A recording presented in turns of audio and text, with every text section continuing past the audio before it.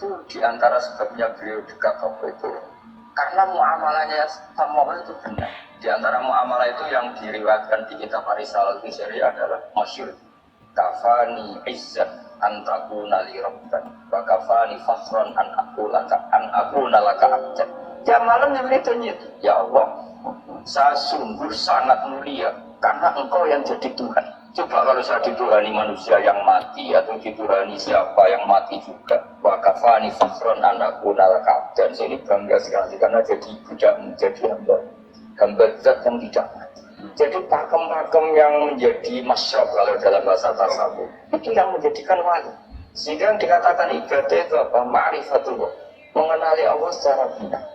Jadi jangan kira wali-wali dulu terus terlalu istiqomah, ada juga mereka punya pakem yang menjadikan Allah itu ridho. Saya beri contoh nih, di sini banyak makalah, nanti saya beberapa baca tabar. Banyak riwayat dari orang-orang sufi. Nabi Ibrahim itu pernah ketemu orang Majusi. Beliau terkenal sakhah, terkenal sakhiyah. Ketika ketemu orang Majusi, ya Ibrahim, saya ini sehari saja ngasih makan saya. Kamu kan tukang ngasih makan orang. Terus, ya tapi bisa diantus lima, kamu harus Islam. Sebagainya Nabi Ibrahim adalah kalau saya menolong dia berarti nolong orang kafir. Setelah orang itu lewat berlalu karena Nabi Ibrahim gak mau hormat, Allah memberi wahyu ke Nabi Ibrahim.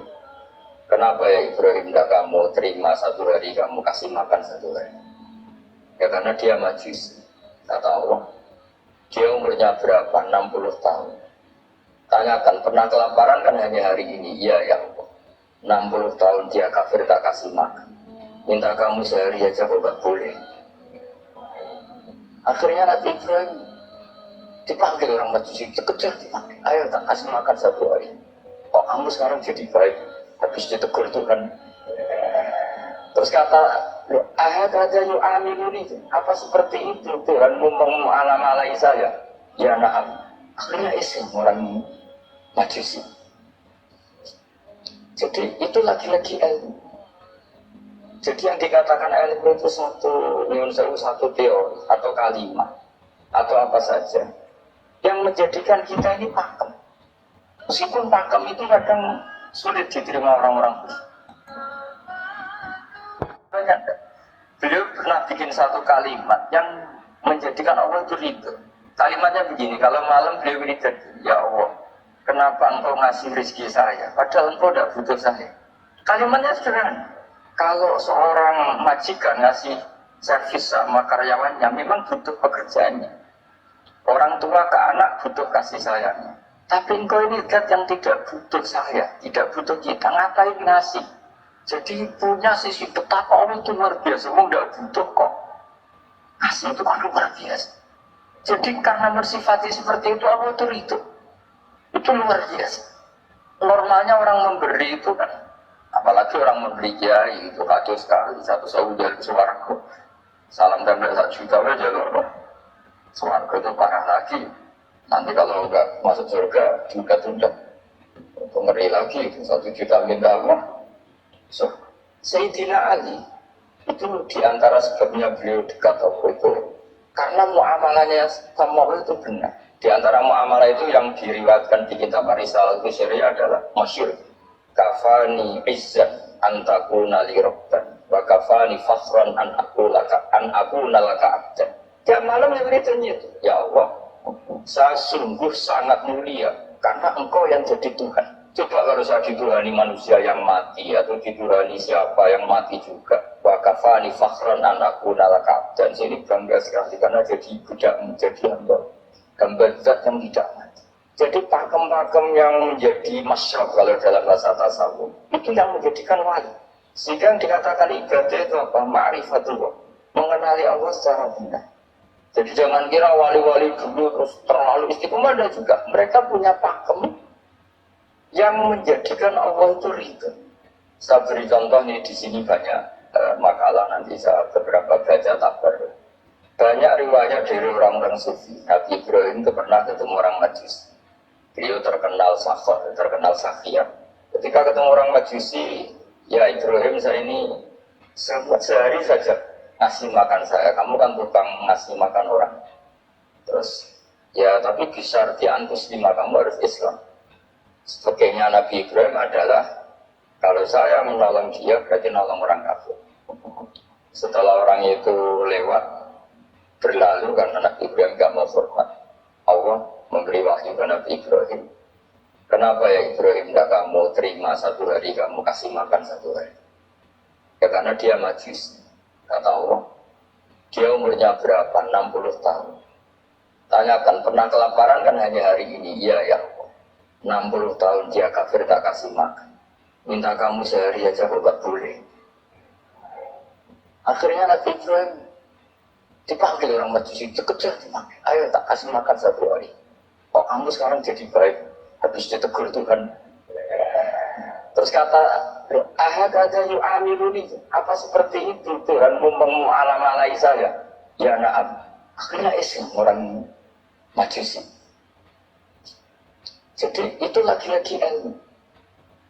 Jadi yang dikatakan ilmu itu satu teori atau kalimat atau apa saja yang menjadikan kita ini pakem. Meskipun pakem itu kadang sulit diterima orang-orang khusyuk. Orang khusyuk itu ya nyun sewu ada sisi nakalnya, makanya bangun sering kayak bermasyur. Zada khusyukan, zada jalan, tambah khusyuk, tambah bodoh.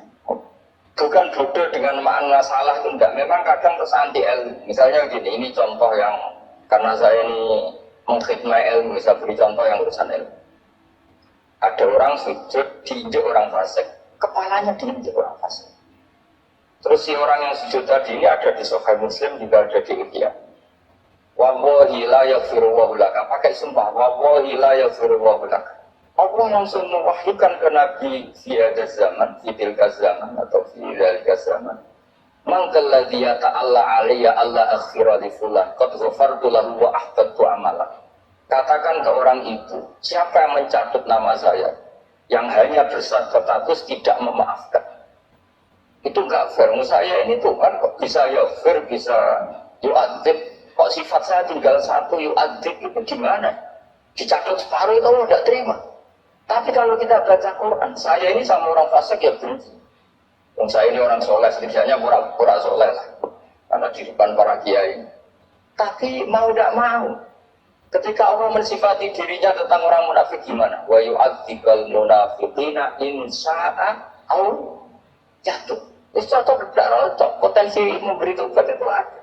Meskipun sama kalau orang munafik, tapi ya tetap bacanya wa yu'adzibal munafiqina ya in sya'a au jatuh.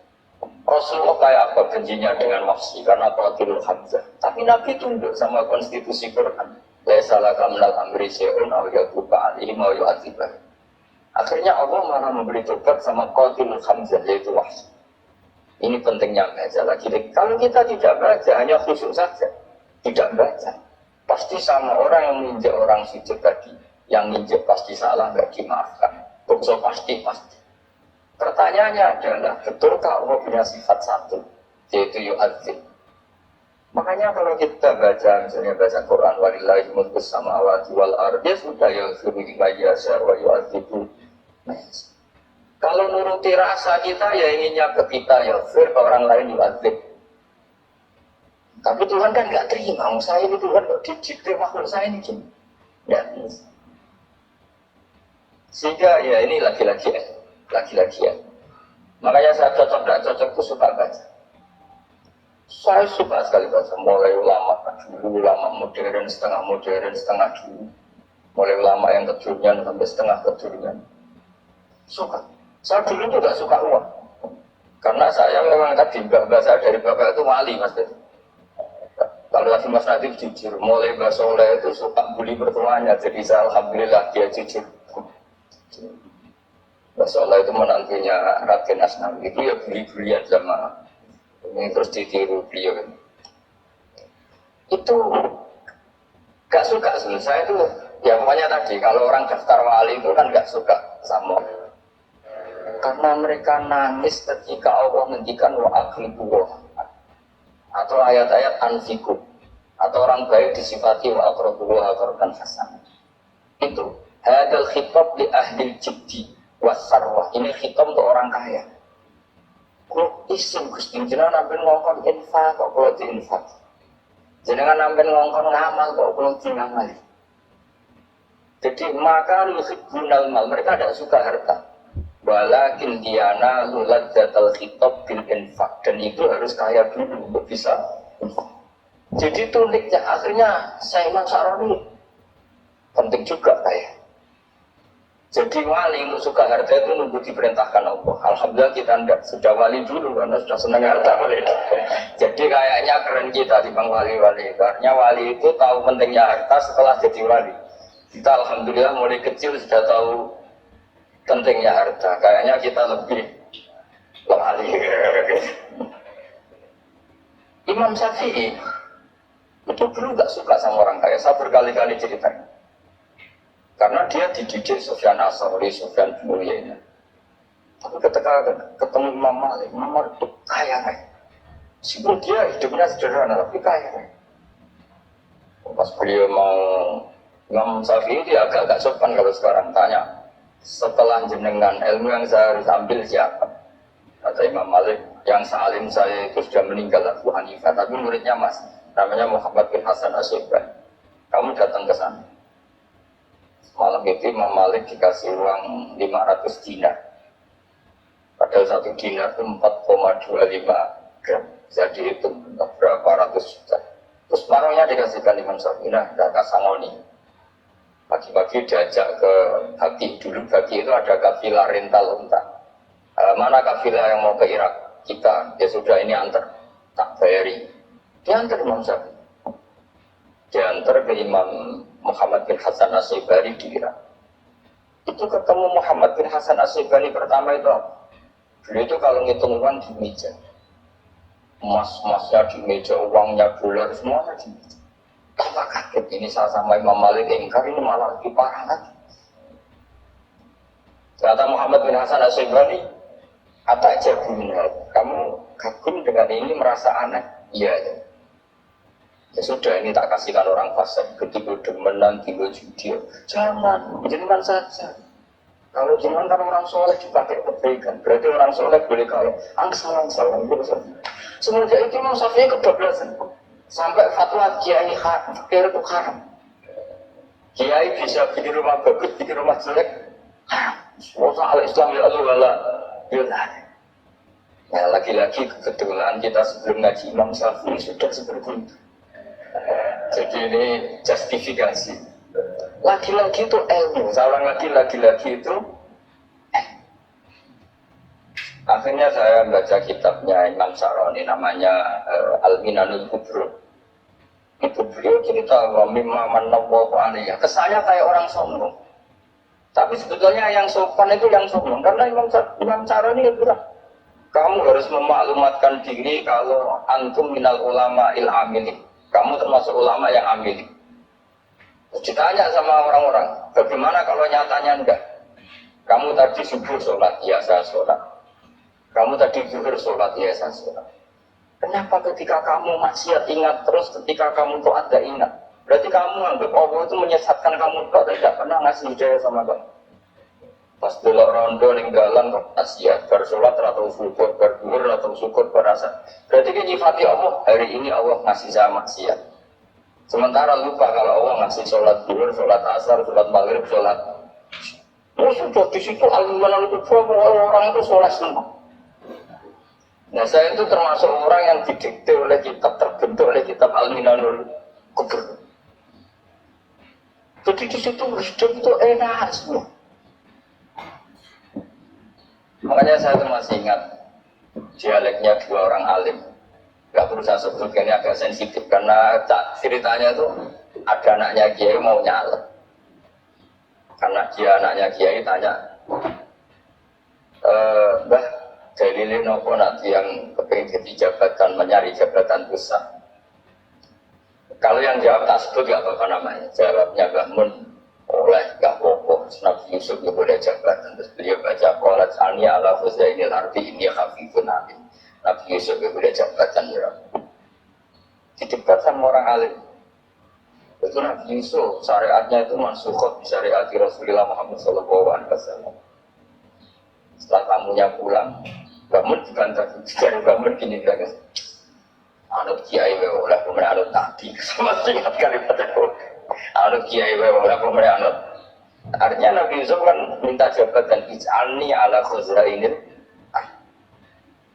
Jadi akhirnya semenjak itu fakih ilmu lagi saya ulang lagi. Akhirnya saya cari, termasuk saya disuruh bangun. Saya golek no dalile nak wong soleh oleh jabat. Ketemu dalil kok diorder saya sempat. Ternyata saya cari-cari ya tadi amyah sujunan nasa alama ataku wa min fadlil faqad ataina ala ibrahim al-kitab wal hikmata wa atainahum mulkan. Keluarga Nabi Ibrahim di antara sifat yang disebutkan Allah adalah dikasih mulkan azim. Sebab itu akhirnya di Indonesia itu mazhabnya Syafi'iyah semua. Politik ya kerso, jabat ya kerso, proposal ya kerso. Saya ini, maksud saya ini yang menyelamatkan ilmu. Kalau orang busuk pasti gede. Kira itu green proposal, kira itu para pejabat. Tapi orang ilmu setuju. Nah saya nggak tahu setujunya itu bawaan ilmu atau bawaan nafsu. Berarti itu yang mulai saya datang. Nah kalau saya kan bawaan ilmu, saya baca. Itu bedanya saya dengan Mas Tadif, jadi bawaan baca. Karena kemarin saya dibully, habis-habisan dibully. Saya tidak punya kesempatan bicara di menantunya Neng Wahid. Wah ini kurang ajar betul orang ini kata saya. Tapi saya nyari sisi positifnya. Kalau saya dibully kan saya madlum. Orang madlum gampang jadi wali. Yang dia bully berarti zalim, ya sudah berarti wali saya. Nah supaya dia juga wali sekarang tak bully supaya impas gitu. Jadi ini nolong beliau. Jadi saya 22 hari itu kalau habis itu ke rumah sakit, tapi kalau asal pulang aja, ya begitu terus. Karena mbah-mbah saya itu sukanya ilmu, Masya Allah. Karena ilmu itu penting. Apapun pakemnya para wali itu kalau diingatkan secara ilmu itu terus kayak keruntuk. Saya berkali-kali mencontohkan. Dan itu valid, data itu valid. Sufyan bin Uyainah itu orangnya khususnya Masya Allah, gurunya Imam Syafi'i, gurunya Imam Malik. Itu beliau menceritakan dalam kitab Hilyatul Awliya. Nabi Isa itu senangannya ceria. Nabi Yahya itu senangannya bersemut, abusan, suka kayak takut akhirat, takut penyakit. Tapi bukan takut corona, enggak ya jelas. Akhir-akhir ini fatwa, sekarang jangan baca Uwais Al-Qarani, tapi Al-Qarni. Meskipun saya tahu ada yang baca Qarani di kitab-kitab, ada yang baca Qarni. Tapi sekarang wajib dibaca Al-Qarni sementara. Sekali dibaca Al-Qarani itu nisbatun ila. Jadi makanya ini untuk sementara dibaca, ngikuti yang baca Uwais Al-Qarni. Meskipun di sarah-sarah, apa di Fathir Roh, gila di sukun sudah sekarang harus ijma dulu. Al-Qarni ya, karena kalau Al-Qarni akhirnya Nabi Isa ditegur sama Nabi Yahya. Mali aroka dohikan, ka'annaka ta'manumin makrillah. Saya melihat kamu kok suka tertawa, seakan-akan kamu merasa aman, tidak kena azabnya Allah. Nabi Isa akhirnya baris tanya, Mali aroka abisan, ka'annaka tai'asu min rahmatillah, taknatu min rahmatillah. Oh, besengut wae kalau dunia orang rahmat, anane corona andep. Padahal ya orang mangan, orang bujon, orang nikmat. Dan itu figur besar akhirnya yang kita tahu. Dan saya sering cerita juga, setiap dakwah itu Nabi Isa nyari syirorun nas, Nabi Yahya cari khiyarun nas. Tentu alasan Nabi Yahya gampang, berteman orang baik itu baik, nyaman, terus akibatnya juga baik. Nabi Yahya enggak. Lima ada tanzilu ala syirrorin nas. Kenapa kamu singgahnya ke orang-orang yang buruk? Anatobidun dawil marto. Saya ini dokter, tentu menyembuhkan yang sakit. Akhirnya terus di Indonesia banyak kiai yang ajaran orang fasik ya banyak. Tapi ya tentu yang benar itu yang mensolehkan yang fasik. Yang mesti salah yang menjadi fasik karena kepularan yang. Tapi itu lagi-lagi apa? Ilmu yang bisa menjadikan kita percaya itu ilmu. Saya tuh suka sekali baca kitab yang berbeda. Saya sekarang baru belajar kitab orang-orang Hanafi. orang-orang Maliki. Saya kemarin dikirimin hadiah oleh keluarga Pak Kures, ada tanda tangannya Pak Kures dari Habib Ali dari keluarga beliau. Ini kitab namanya itu Sarah Bukhari, yang dikarang orang India, orang modern, Anwar, Anwar Shah, orang-orang India ya orang. Beliau termasuk mujaddid kalau dalam perasaannya orang India. Mensarai Bukhari ya, kira-kira sanadnya Sayyid Muhammad ke beliau itu 3 atau 4. Beliau termasuk orang-orang yang bisa membentuk India seperti India kan banyak syurahul hadis, masuk Wal-Buah, Al-Dahlawi, terus Syekh Yusuf Al-Kandahlawi, banyak alasan. Itu beliau cerita kita di kitab-kitab ini bahwa ilmu itu harus diungkapkan. Beliau cerita banyak tentang kewalian. Sampai dalam cerita kewalian itu unik. Dan terus kayak jadi wali itu gampang sekali. Jadi antaranya itu wali itu model rasidu. Sab'atun yudhillu umurah fi dhillihi wa maladilla ikati. Itu diantaranya itu. Wa rajulun da'athu imra'atun dhatu jamalin wa mansibin. Faqala ini akhafullah. Model gak situ. Terus dijak wong ayu, menarik, ini ragelem. Model ragelem itu bisa jadi wah, itu mesti berumur fidili ya maladillah ya. Nah, masalah kita orang digelem itu masalah itu sangat. Jadi gampang sekali dalam kitab Al-Minanul Kubra. Dan kalau baca itu enak. Misalnya gini, tentu masa lalu kita yang buruk itu tidak diceritakan oleh orang lain. Dan itu kadang karena gengsi. Tapi kalau melihat hadisnya Nabi itu gampang sekali. Kullu ummati mu'afan ilal mujahirin. Umat semua itu dimaafkan. Kecuali yang memperlihatkan salahnya dosanya. Jadi nggak boleh kalau sampean sekolah nggak naik kelas cerita anaknya. Kalau saat dulu nggak naik kelas, kalau punya utang koperasi nggak pernah bayar, nggak boleh cerita seperti itu. Kalau ditanya, bapak dulu pinter nggak? Oh pinter sekali. Harus bilang gitu, pinter sekali.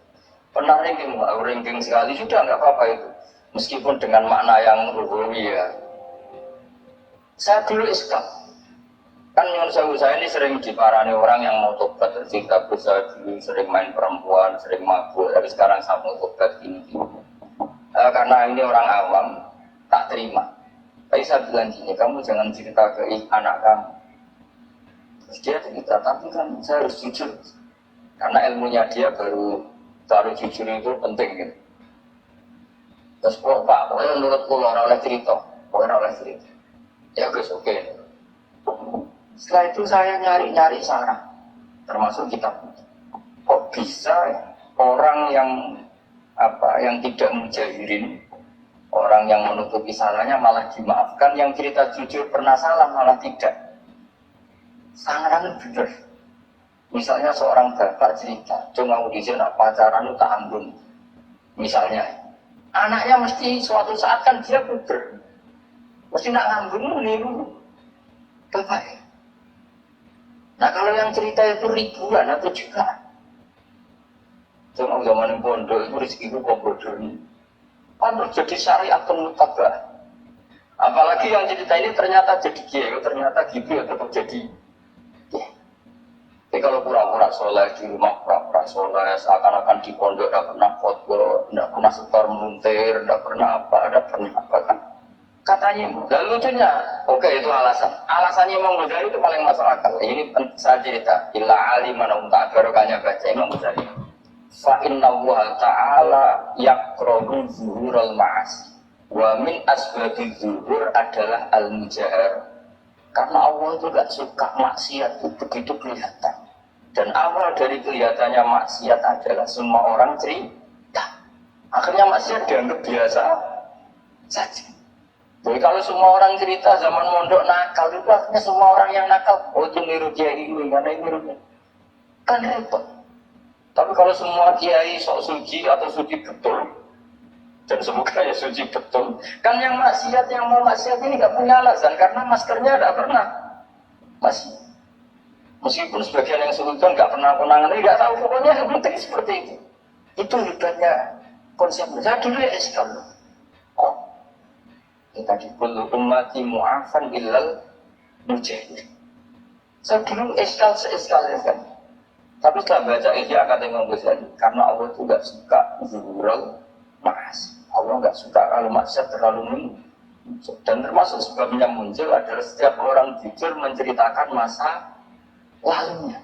Sebab itu, jika kita sebagai orang Islam yang entahlah istilahnya apa, kalau istilahnya Mas Adib Islam Nusantara atau moderat macam-macam, saya termasuk orang yang sebetulnya ingin gak setuju, bukan karena menentang.